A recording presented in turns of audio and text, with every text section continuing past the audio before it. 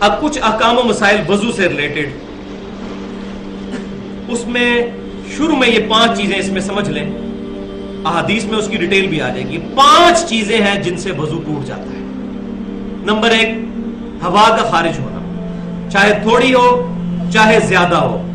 چاہے ہوا خارج ہونے کی بدبو آئے یا نہ آئے، آپ کو پتہ چل گیا کہ ہوا خارج ہوگی، وضو کیا، وہ آگے حدیث بھی آ جائے گی، میں بتا دوں گا انشاءاللہ۔ نمبر 2، پیشاب اور اسی میں پخانہ بھی داخل ہے۔ نمبر 3، مزی، اور نمبر 4، شرمگاہ کو بغیر کسی کپڑے کے حائل ہوئے ڈائریکٹ چھو لینا، اور نمبر 5، اونٹ کا گوشت کھانا۔ یہ 5 چیزیں ہیں جو وضو کو توڑ دیتی ہیں، اور اب ڈیٹیل کے ساتھ احادیث اس کی ثبوت میں پیش کر دیتا ہوں۔ صحیح بخاری اور مسلم کی متفق علیہ حدیث ہے کہ آپ صلی اللہ علیہ وسلم نے فرمایا، جس کا وضو ٹوٹ جائے جب تک وہ وضو نہ کر لے اس وقت تک اللہ تعالیٰ اس کی نماز قبول نہیں کرتا۔ تو نماز کی چابی جو ہے یہ وضو ہے۔ نمبر 2 حدیث صحیح بخاری اور مسلم کی متفق علیہ حدیث ہے، سیدنا علی کہتے ہیں رضی اللہ تعالیٰ عنہ کہ مجھے کثرت سے مزی آیا کرتی تھی۔ یہ مزی، منی، ودی، یہ ڈیٹیل میں انشاءاللہ اگلی دفعہ غسل کے کانٹیکسٹ میں بتاؤں گا۔ فی الوقت یہی سمجھ لیں کہ غلبہ شہوت کی وجہ سے جو منی کے علاوہ جو قطرات نکلتے ہیں شروع میں، جو شفاف ہوتے ہیں، بلغم کی طرح شکل کے نہیں ہوتے، اس کو مزی کہتے ہیں، اس سے صرف وضو ٹوٹتا ہے، غسل اس سے واجب نہیں ہوتا۔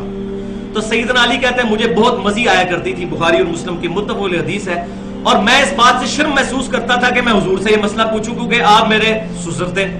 تو میں نے سیدنا مقداد رضی اللہ تعالیٰ عنہ سے کہا کہ آپ مسئلہ پوچھ لیں میرے لیے۔ تو سیدنا مقداد نے جب آپ صلی اللہ علیہ وسلم نے مسئلہ پوچھا تو آپ صلی اللہ علیہ وسلم نے فرمایا کہ علی سے کہو کہ جب مزی آئے تو شرمگاہ کو دھو کر وضو کر لیا کرے، غسل کی حاجت نہیں ہے۔ تیسری حدیث صحیح مسلم میں ہے، یہ کریٹیکل حدیث کہ آپ صلی اللہ علیہ وسلم نے فرمایا جب بھی تم میں سے کوئی شخص اپنے پیٹ میں گڑبڑ محسوس کرے اور معاملہ اس کے لیے مشتبہ ہو جائے، ایمبیگوس ہو جائے، یعنی بعض اوقات پیٹ میں بھی گڑ گڑ شروع ہو جاتی ہے، ہوا نہیں خارج ہو رہی ہوتی پیٹ کے اندر، تو معاملہ مشتبہ ہو جائے تو وہ اس وقت تک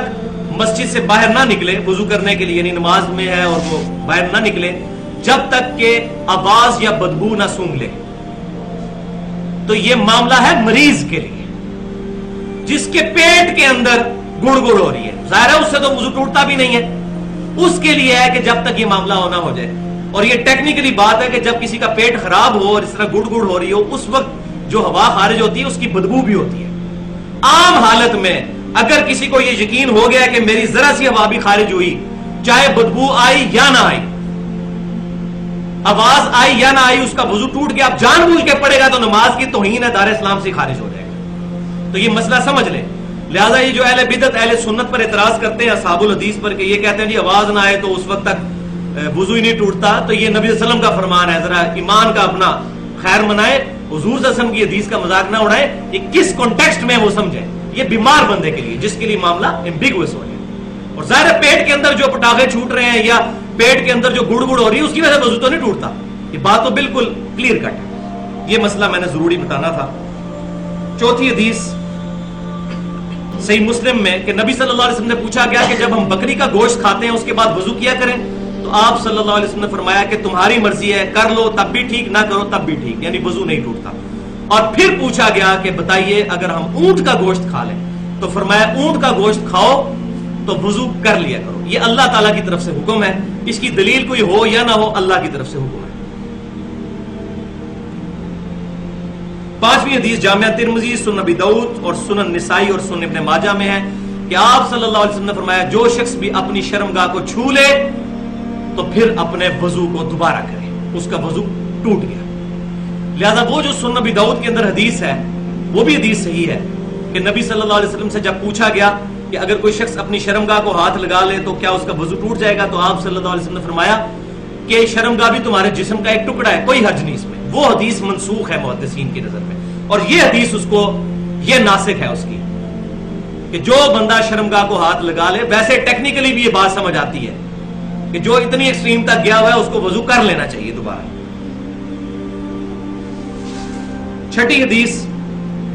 صحیح ابن حبان میں اور سنن دارقطنی میں اور مسند امام شافعی میں آپ صلی اللہ علیہ وسلم نے فرمایا کہ اگر کوئی شخص اپنی شرمگاہ کو بغیر کسی کپڑے کے حائل ہوئے چھوئے تو وہ وضو کرے، اور اگر کپڑے کے ساتھ چھوئے تو پھر وضو کرنے کی حاجت نہیں. یعنی اگر کسی شخص نے کپڑے کے باہر سے ہی شرمگاہ کو ہاتھ لگا لیا تو اس کا وضو ٹوٹا نہیں ہے.